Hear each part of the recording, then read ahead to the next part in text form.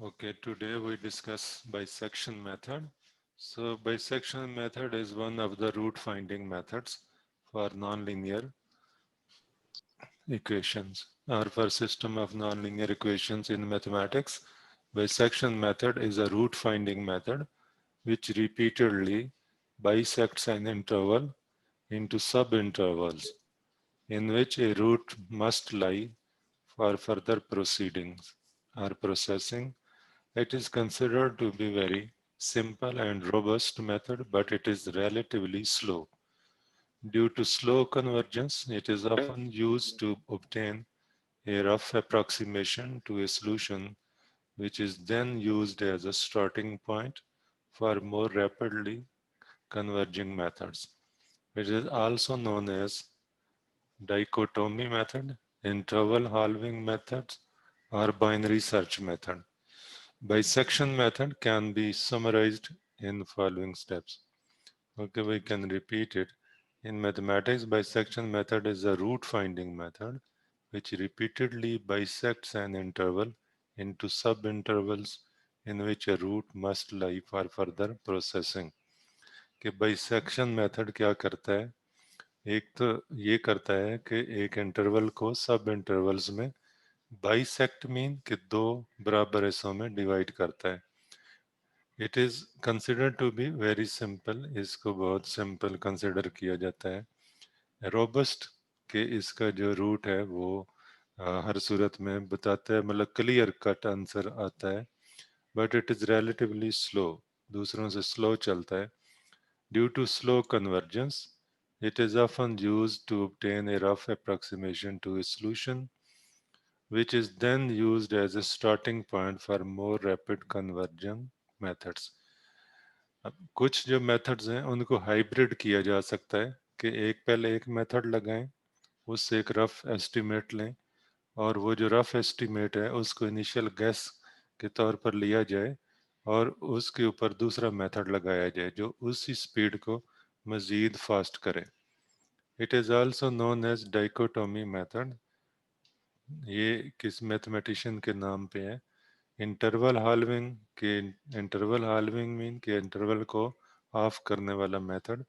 Binary search method के दो दो जो मतलब हर दफ़ा इंटरवल को दो हिस्सों में डिवाइड करता है, इस वजह से बाइनरी सर्च भी कह सकते हैं. Bisection can be summarized in the following steps. For simplicity assume that.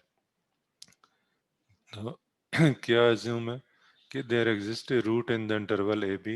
एक आपके पास इंटरवल है ए बी और सपोज कर लिया जाता है कि उसमें रूट है. कैसे सपोज किया जाता है? इंटरमीडिएट वैल्यू थ्योरम को यूज करके कि if the function has opposite value at the end points, then it means there exists a point in between the interval where the value of the function is equal to 0. Okay. For first iteration, set a1 a1 b1 is equal to ab and compute midpoint as given below. First iteration के लिए क्या करते हैं कि जो interval है उसको हम लेबल कर देते हैं कि ये एक्चुअली फर्स्ट इंटरवल है, वन वन है. ठीक है, उसका फिर बाइसेक्शन पॉइंट जो है या मिड पॉइंट जो है वो कंप्यूट किया जाता है. और उसके बाद ये जो आपके पास मिड पॉइंट आ रहा है, ये जो फंक्शन की वैल्यूज़ में लगा के हम चेक करते हैं कि इसकी क्या वैल्यूज़ आ रही है. अब ये उसके बाद ये देखा जाता है कि इसके जो साइंस हैं वो अपोजिट हैं कि नहीं है. अब ये जो पहला पॉइंट आ गया है, अगर इस पे फंक्शन की वैल्यू ज़ीरो है तो फिर हमें पता चल जाएगा कि एक्चुअली यही रूट है इसका. और अगर ऐसा नहीं है तो फिर हम कहेंगे कि इसके साइन कैसे हैं. अगर F of P one has same sign has either जो एंड पॉइंट पे फंक्शन की वैल्यू है, ठीक है, या दूसरे एंड पॉइंट पे. So if f of p1 and f of a1 have same sign, then root p belong to p1 b1.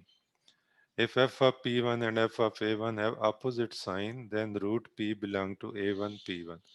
अब इंटरवल जो है वो दो हिस्सों में डिवाइड हो गया. एक इंटरवल बन गया a1 p1 और दूसरा जो है वो p1 b1. शुरू में क्या था? एक ही इंटरवल था जिसको a1 b1 से आप डिनोट कर रहे थे। Eight each iteration an interval,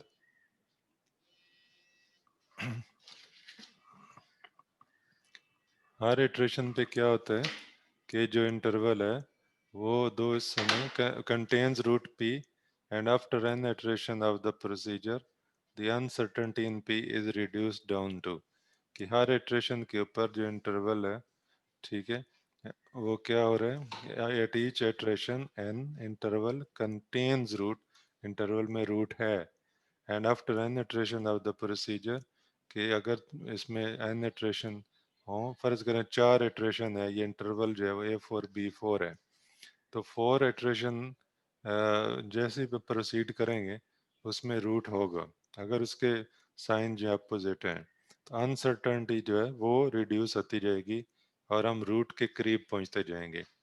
A bound for the relative error can be taken है, और इसके अंदर जो रिलेटिव बाउंड है या मतलब रिलेटिव एरर है वो कैसे कैलकुलेट करेंगे, P minus P N over A N B N, minimum यहाँ से उस पर डिवाइड करेंगे और इसको लेस देन एप्सिलॉन होना चाहिए।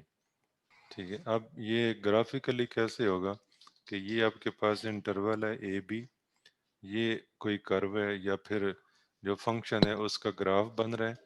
अब ये वाला जो पोर्शन है, ये वाला सारा ये पॉजिटिव है, ठीक है, और जो नीचे वाला है वो नेगेटिव है।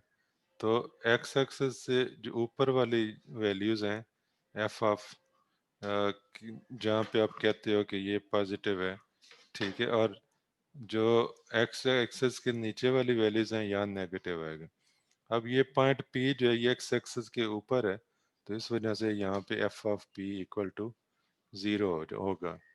ठीक है, अब कैसे होगा कि पहले आपने एफ ऑफ बी कैलकुलेट किया, ये पॉजिटिव आया, फिर आपने एफ ऑफ ए कैलकुलेट किया, ये नेगेटिव आया, इसका मतलब है कि इन दोनों के दरमियान में कहीं रूट है। ठीक है, फिर आपने F of P two calculate किया तो वो इधर आया, F of P one calculate किया तो वो इधर है, ऐसे अब इस एक्स एक्सिस के करीब करीब जाते जाएंगे तो यहाँ पर आके एक रूट आ जाएगा। इस वजह एक्चुअली हो क्या रहा है कि इस लाइन के ऊपर जो डोमेन के पॉइंट्स है वो मूव कर रहे हैं ए बी के दरमियान। आपने कहा चलो पी वन देखते हैं, पहला इंटरवल जो है बाइसेक्ट हुआ तो आपके पास आ गया ए पी वन और पी वन बी, तो या तो रूट इस एरिया में है या फिर रूट इस एरिया में है। ठीक है, तो इसलिए हर दफ़ा हम आधा इंटरवल छोड़ते जाएंगे और इस तरह हमें पता चलता जाएगा।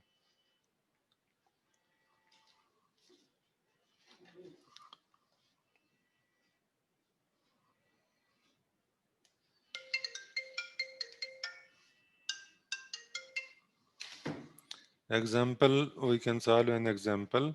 Find the root of the equation using bisection method. ठीक है, this is the function f of x is equal to x cube plus 4x square minus 10 with interval 1, 2. So we proceed as follows, compute. अब what we can compute, तो end points के ऊपर हमने इसकी values find कर लेनी है। तो what are the boundary points or end points are 1 and 2. So f of 1 is equal to minus 5 and f of 2 is equal to 14. So just observe that f of 1 has a negative sign and f of 2 has a positive sign. Okay, so that's why it means the root must lie within the interval 1 2. This interval में एक root होगा. By intermediate value theorem there exists a point P belong to the interval such that f of P equal to 0. So take the midpoint. अब ये क्या करना हमने कि इस इंटरवल के ऊपर आपका मिड पॉइंट कंप्यूट करना है, तो 1 plus two divided by two is equal to 1.5 हो जाएगा। देन अब ये जो पॉइंट आया है ये पॉइंट दोबारा इस फंक्शन में लगाएंगे, F of x F of 1.5 calculate होगा, आपके पास ये वैल्यू आ गई 2.375। ओके, सो ये वैल्यू ज़ीरो नहीं है, अगर ये ज़ीरो होती तो रूट क्या होता, 1.5 होता। ठीक है, अब ये ज़ीरो नहीं है, अब इसका साइन कंपेयर करेंगे, इसका साइन क्या है, ये पॉजिटिव वैल्यू है, और ये एफ ऑफ टू भी पॉजिटिव वैल्यू है। ठीक है, इसका मतलब है कि 1.5 और 2 जो है इसके दरमियान में रूट नहीं है, क्योंकि इनके साइन एक जैसे हैं। ठीक है, वन पॉइंट ये वाला 2.3, ये 1.5 और 2, ये पॉइंट्स इंटरवल में है। इंटरवल क्या था, 1 2 था, उनके दरमियान में एक पॉइंट आ गया 1.5। It means interval two parts में डिवाइड हो गया है। ठीक है, बाइसेक्ट हो गया है। एक पार्ट क्या है, 1 और 1.5, दूसरा पार्ट क्या है, 1.5 से 2 है। ठीक है, तो अब वन एफ ऑफ वन की वैल्यू नेगेटिव है, एफ ऑफ टू की वैल्यू 14 है, तो इनके दरमियान में रूट लाई कर रहा था। एक नया पॉइंट आया एफ ऑफ 1.5 2.37। ठीक है, तो जो एफ 2.375 से 1.5 और 2 के दरमियान रूट नहीं है, क्योंकि दोनों के साइन सेम है। ठीक है, इसलिए रूट के चांसेस कहाँ पे है, रूट का चांस है 1 और 1.5 के दरमियान। Since F of 1 and F 1.5 have opposite sign, so P two, अब जो नया अप्रोक्सीमेटेड रूट है या जो आपने गेस किया हुआ है, ठीक है, वो 1 और 1.5 के दरमियान एग्जिस्ट करेगा, क्योंकि इनके ऊपर फंक्शन की वैल्यू अपोजिट है। एफ ऑफ 1 नेगेटिव है, एफ ऑफ 1.5 पॉजिटिव है। नाउ सेट, अब जो इंटरवल ये वाला है इसको रीलेबल कर दें। रीलेबल के एक A2 जो है 1 रख दिया, और ये वाला जो पॉइंट है इसको B2 रख दिया। जैसे यहाँ पर आपने A1 और B1 कर लिया था। अब यहाँ पे A1 क्या है, 1 है, ए B1 क्या है, 2 है। सेम इज ट्रू विद के A2 इज इक्वल टू 1 और B2 जो है वो इज इक्वल टू 1.5 कर दिए। ठीक है, तो अब नया जो मिड पॉइंट है उसको कैलकुलेट किया है, 1 प्लस 1.5/2। ठीक है, तो इसमें जो आ गया वो 1.25 है। इस पे फंक्शन की वैल्यू कंप्यूट की है तो एफ ऑफ पी टू आ गया। ठीक है, इज इक्वल टू -1.796। अब फिर कंपैरिजन कर सकते हैं कि एफ ऑफ वन के ऊपर क्या वैल्यू थी, नेगेटिव वैल्यू थी। ठीक है, और एफ ऑफ जो आपके पास आया है 1.25, इसके ऊपर क्या वैल्यू है, नेगेटिव है। तो इसका मतलब ये हुआ है कि P2 जो है 1.25, 1 और 1.25 के दरमियान में रूट नहीं है, क्योंकि 1 की वैल्यू भी नेगेटिव है और 1.25 की वैल्यू भी नेगेटिव है। तो अब रूट कहाँ पर है, दूसरे पार्ट में है जिसमें वैल्यू पॉजिटिव है, अपोजिट है। तो उसके पार्ट में क्या है, एक तो 1.5 है, इसमें जो है वो पॉजिटिव है। ठीक है, और उसमें 1.25 के ऊपर जो वैल्यू है वो क्या है, नेगेटिव है। इसका मतलब है एक नया इंटरवल आ गया जिसमें रूट आ सकता है। इसको रीलेबल कर दें, A3 जो है वो इसको रख दें 1.25 को, और B3 जो है वो 1.5।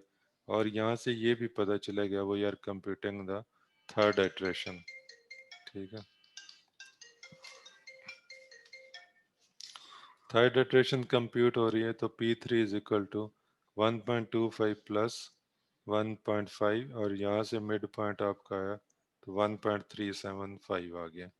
ठीक है, अब P3 क्या है, P3 आपके पास 1.3, एफ ऑफ P3 पॉजिटिव आ गया है। ठीक है, इससे पहले जो इंटरवल आपने बाइसेक्ट किया वो 1 और 1.5 है। ठीक है, तो 1 के ऊपर जो इसका साइन है वो शुरू से हमें पता चल रहा है नेगेटिव है।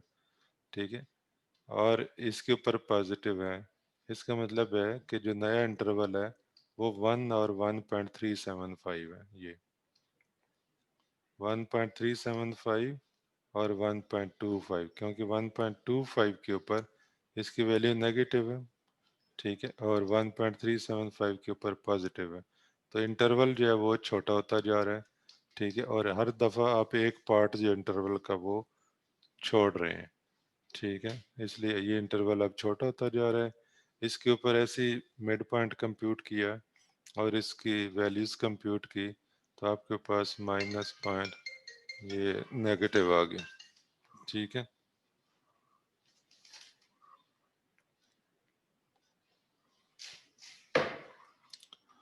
अच्छा फिर हमने क्या किया है कि जो नया इंटरवल इसकी वैल्यूज कैलकुलेट की 1.3125 और 1.375 have opposite sign, so P5 belong to 1.3125 और 1.375 एंड, ठीक है। अब इसके ऊपर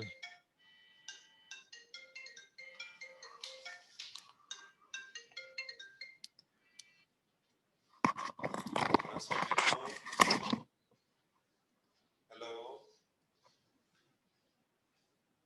hello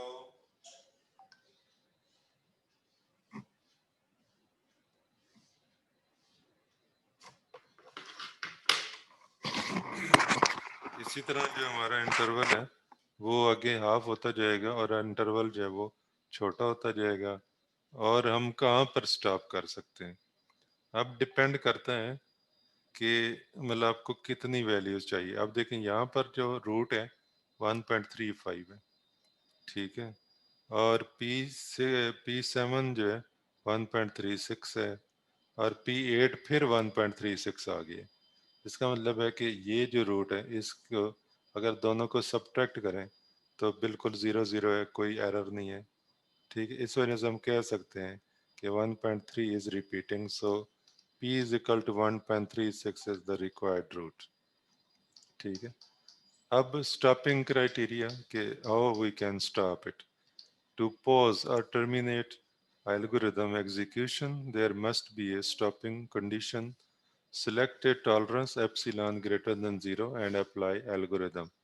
So if you use some programming language like Maple and MATLAB, so then the epsilon will be named as tolerance. So epsilon जो है उसको tolerance कहेंगे and apply algorithm.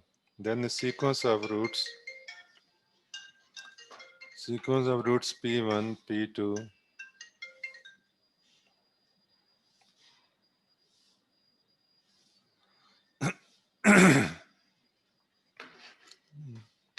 then the sequence of roots P1, P2, so on Pn will be generated.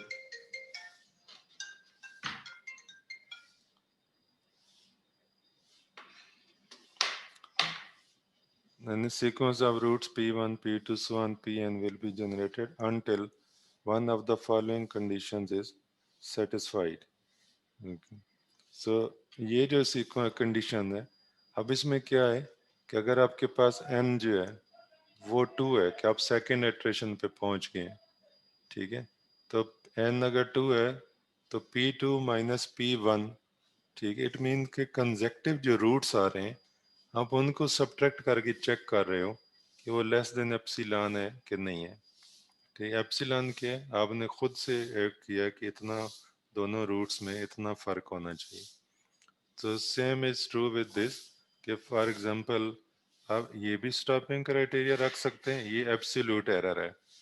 अब ये relative error है कि अगर यहाँ पर दो कंजेक्टिव रूट हैं, सपोज करो कि you are at the fourth iteration, तो n4 हो जाएगा और P4 minus P3 over P4। ठीक है, तो इसमें जो भी आपके पास एक फ्रैक्शन पॉइंट आता है पॉजिटिव आएगा, ठीक है, तो लेस देन एप्सिलॉन। इसका मतलब हुआ कि आप फोर्थ इटरेशन पे जब हैं तो फोर्थ रूट में से थर्ड रूट सब्ट्रैक्ट करेंगे और फोर्थ पे डिवाइड करेंगे, तो जो आपके पास एक फ्रैक्शन आ रहा है इट शुड बी पॉजिटिव। ठीक है, तो आप उससे मतलब यहाँ पर हमने क्या किया है, यहाँ पर जो एप्सिलॉन है इस ऊपर वाले एग्जांपल में epsilon almost is zero. Why? Because 1.36 P8 minus P7 equals 0. So same you can use these two, n is equal to 8, तो यहाँ पर आ जाएगा P8 minus P7 less than 0, 0 0 आएगा और लेस देन एप्सिलॉन, तो एप्सिलॉन आप 0.000001 रख सकते हैं। ठीक है, मतलब बहुत छोटा है, तो जीरो तो उससे फिर भी लेस होगा ना, तो इट मीन सेटिस्फाइड। और यहाँ पर अगर वही करें कि P8 करें माइनस P7 तो ऊपर वाला 0 हो जाएगा, ये फिर भी 0 हो जाएगा। ठीक है, और इसमें एफ ऑफ पी एन, तो यहाँ पर 8 जब आप 7 पे अगर रखो तो एफ ऑफ 1.36 जो है ये आपके पास माइनस आ जाएगा 0.8।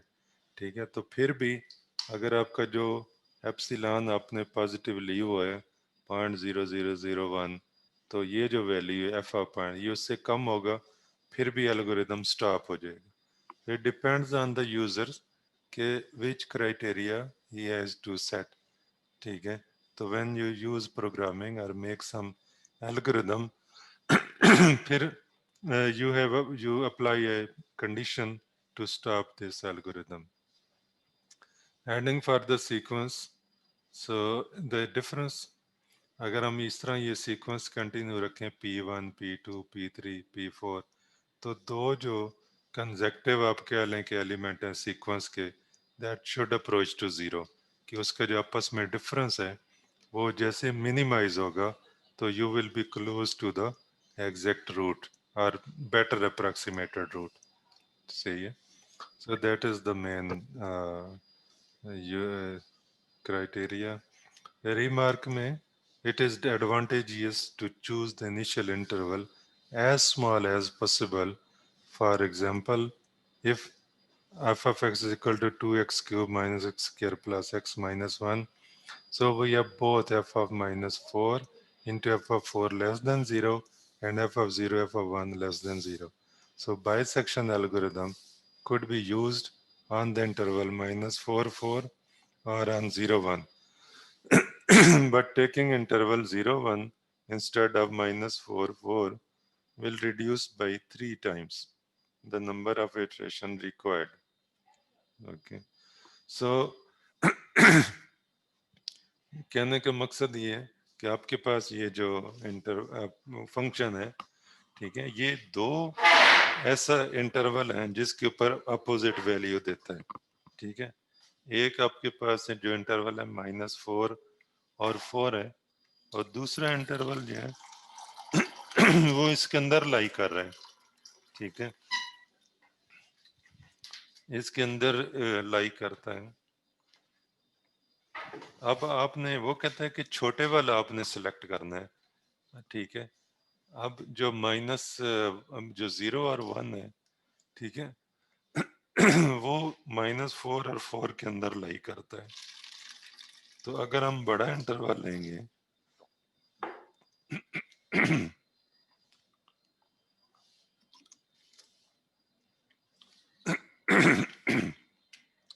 अगर हम बड़ा इंटरवल लेंगे तो ज़्यादा इटरेशंस आएंगी, और छोटा इंटरवल लेंगे तो उसमें कम इटरेशंस आएंगी। इस वजह से आपने छोटा इंटरवल जो है वो प्रेफर करना है।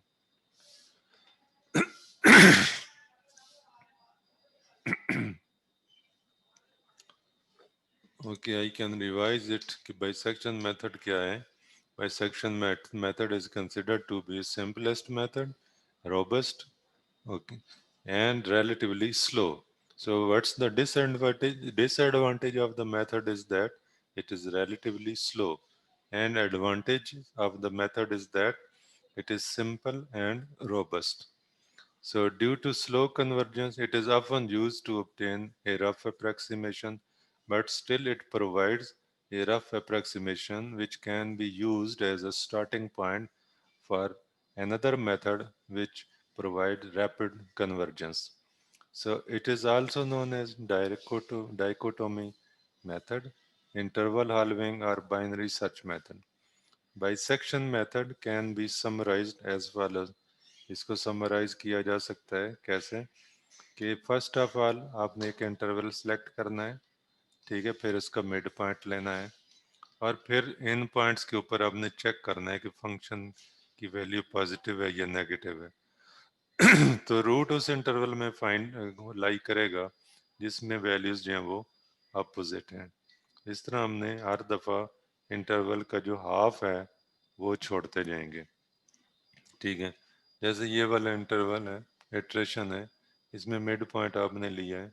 सही है, तो अब आपने देखना है कि एफ ऑफ A1 पे क्या वैल्यू थी, B1 पे क्या है, और P1 पे क्या है। तो जिन दोनों का साइन सेम है उस पार्ट को हम छोड़ देंगे, जो इंटरवल का वो पार्ट है उसको छोड़ देंगे, और जिसका साइन अपोजिट है वो पार्ट हम ले लेंगे। ठीक है, जैसे इस क्वेश्चन में किया है कि आपके पास जो इंटरवल है वो 1 2 है। ठीक है, इसके ऊपर वैल्यूज चेक किए हैं तो f(1) f(2) आ गया। फिर P1 मिड पॉइंट है तो f(P1) किया है तो ये वैल्यूज आ गई।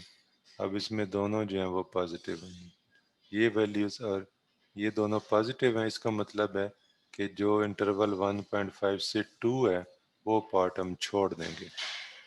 ठीक है, और हम वो पार्ट ले लेंगे जिसमें रूट है। वो पार्ट कौन सा है, 1 और 1.5 है। ठीक है, फिर हम ये जो इंटरवल है इसको फिर बाइसेक्ट करेंगे दरमियान से, तो आपके पास फिर दो इंटरवल बन जाएंगे। कौन से वाले, एक 1 और 1.25 और दूसरा 1.25 से 1.5। तो फिर दोनों में देखेंगे कि क्या है। ठीक है, इस तरह से हम चलते जाएंगे और ये हम इसको सॉल्व कर लेंगे। So it's not difficult method.